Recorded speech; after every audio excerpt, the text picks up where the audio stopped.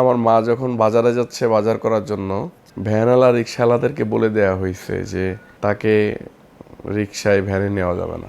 সেই দোকানদারকে বলে দেওয়া হয়েছে বাজার বিক্রি করলে দোকানদারি করতে পারবো না। নামাজ কালাম পড়ি ইনশাল্লাহ।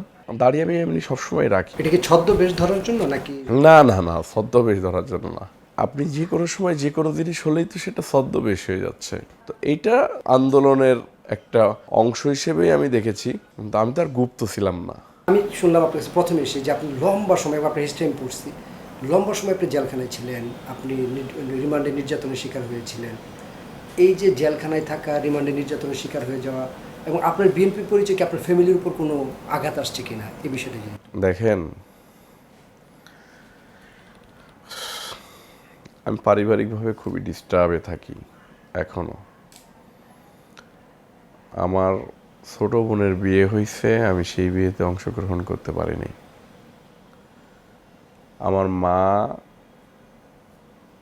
বাজার করে রান্না করে খাবে সেই সুযোগটা পর্যন্ত দেওয়া হয় নাই, বাজারটা পর্যন্ত করতে দেওয়া হয় নাই। মানে কারণ কি সেটা? মানে আমরা আমরা আমরা মানে ওই গ্রামটা সবাইকেই প্রেশারকেট করে আমলিক করে ফেলা হয়েছে। তা আমাদের পরিবার তো আর সেটা সম্ভব না।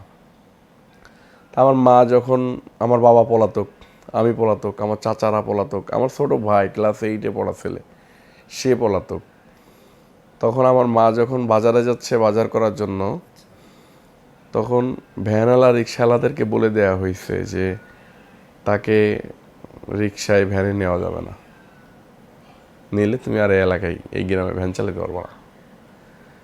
আমার মা আবার যখন বাজার, হ্যাঁ, আমার মা যখন বাজারে গেছে বাজার করতে, সেই দোকানদারকে বলে দেওয়া হয়েছে যে তার কাছে বাজার বিক্রি করতে পারবো না, বাজার বিক্রি করলে দোকানদারি করতে পারবো না। আমার মা যখন আবার ভ্যানে করে চলে আসতে চেয়েছে, আমার মাকে ভ্যানে আসতে দেওয়া হয় নাই, আবার মা হাঁটতে হাঁটতে আসছে বাড়িতে। পরিবারটার এরকম কষ্ট সহ্য করতে হয়েছে। বাড়িঘর দর ভাঙচুর করেছে, জ্বালিয়ে পুড়িয়ে দিয়েছে। এরপরেও একটা জিনিসের জায়গায় অটল ছিলাম যে রাজপথ থেকে সরবো না। বেসিক্যালি কি, জিয়া পরিবারের প্রতি প্রেমে পড়ে গিয়েছি, এই প্রেম থেকে সরতে পারি নাই। এটা আপনার একটা ছবি সোশ্যাল মিডিয়ায় সবচেয়ে বেশি ভাইরাল হয়েছিল বলা চলে, যে লম্বা দাড়ি লম্বা চুল। এই ছবিটার পিছনে কাহিনী কি? দেখেন, লম্বা দাড়ি লম্বা চুলের ঘটনা হচ্ছে যে যখন করোনা হয়, করোনার সময় তো এমনিতেই সবাই ঘরবন্দি ছিল, আমি কিন্তু করোনার টিকা নেই নাই। আর না, আমি করোনা টিকা নেই নাই। তো আমি যখন ঘরবন্দি ছিলাম তখন আমি হুলিয়াও ছিলাম, ম্যাক্সিমাম টাইমই হুলিয়া ছিলাম।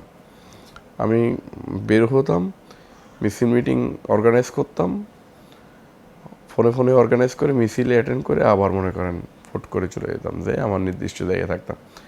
আমি 18 সাল পর্যন্ত অনেক বেশি অত্যাচারিত হয়েছি, রিমান্ড, হামলা, মামলা, জেল। 18 সালে জেল থেকে নির্বাচনের পরে বের হয়ে টার্গেট নিচ্ছি যে আজ জেলে যাব না। সেটা কিভাবে কৌশল রক্ষা? যত প্রকার কৌশল আছে তত প্রকার কৌশল আমি অবলম্বন করেছি। মোবাইল ইউজ করেছি, আমি এখন পর্যন্ত সিম ইউজ করি না। আমি রাউটার দিয়ে হোয়াটসঅ্যাপ ব্যবহার করতাম, সবাই জানতো। তো ওরা যখন, গভর্নমেন্ট যখন ছায়া তদন্ত শুরু করলো যে না, যেহেতু তাকে ডিভাইসে ধরা যাচ্ছে না, তাহলে ছায়া তদন্ত দিতে হবে, তখন আমি ঘরবন্দি হলাম। তো ঘরে ভিটে থেকে আমি নামাজ কালাম পড়ি ইনশাল্লাহ। দাড়ি আমি এমনি সবসময় রাখি। আমার এই যে এখন ফাঙ্গাল ইনফেকশন হয়, যে কারণে দাড়িটা রাখা হয় নাই। এর আগেও দেখবেন আমি জেলখানায় দাড়ি রেখেছি, বাহিরে দাড়ি রেখেছি, বিভিন্ন সময় দাড়ি রাখা হয়েছে। কিন্তু এবার দাড়িটা মানে না কাটতে কাটতে পূর্ববাসী অনেক বড় হয়ে গিয়েছিল। এবং এটা কি ছদ্মবেশ ধরার জন্য নাকি? না না না, ছদ্মবেশ ধরার জন্য না। আপনি যে কোনো সময় যে কোনো জিনিস হলেই তো সেটা ছদ্মবেশ হয়ে যাচ্ছে। যেহেতু আপনার ওয়ারেন্ট ছিল, হ্যাঁ, আমাকে ডিবি অফিস থেকে বলা হতো যে আমার 20-30 প্রকার ছবি আঁকা হতো, চশমা ছাড়া, চশমা দিয়ে, দাড়ি বড় করে, দাড়ি মাঝারি সাইজ করে, ক্লিন শেপ করে, চুল বড় করে, বিভিন্ন ফেস রেডি করে রেখে তারা মনে করেন এই ছায়া তদন্তটা শুরু করছিল আর কি। তো এইটা আন্দোলনের একটা অংশ হিসেবেই আমি দেখেছি, কিন্তু আমি তার গুপ্ত ছিলাম না। গুপ্ত তারা যারা নিজেদের পরিচয় গোপন করে, যারা মনে করেন নিজের বাবার নাম বলতেছে না, খালুর নাম বাবার নামের সাথে চালায় দিচ্ছে। যেমন মনে করেন একটা দল আছে যারা আমলিগের বিটে থেকে বলে যে তাদের দলের কথা বলে, এটা মনে করেন বিএনপির বিটে থাকতে পারে, আরও অনেক এনসিপির বিটে থাকতে পারে। এনসিপির তো ম্যাক্সিমাম পার্টি হচ্ছে গুপ্তদের দ্বারা নিয়ন্ত্রিত, এবং আমার মনে হয় আমার কাছে যতটুকু মেসেজ আছে যে ম্যাক্সিমামই গুপ্ত আর কি। তো ওই কারণে আমার দাড়ি রাখা, দাড়ি আমার রাসূলের সুন্নাত, আমি দাড়ি রাখবো, চুল রাখবো, এটা স্বাভাবিক।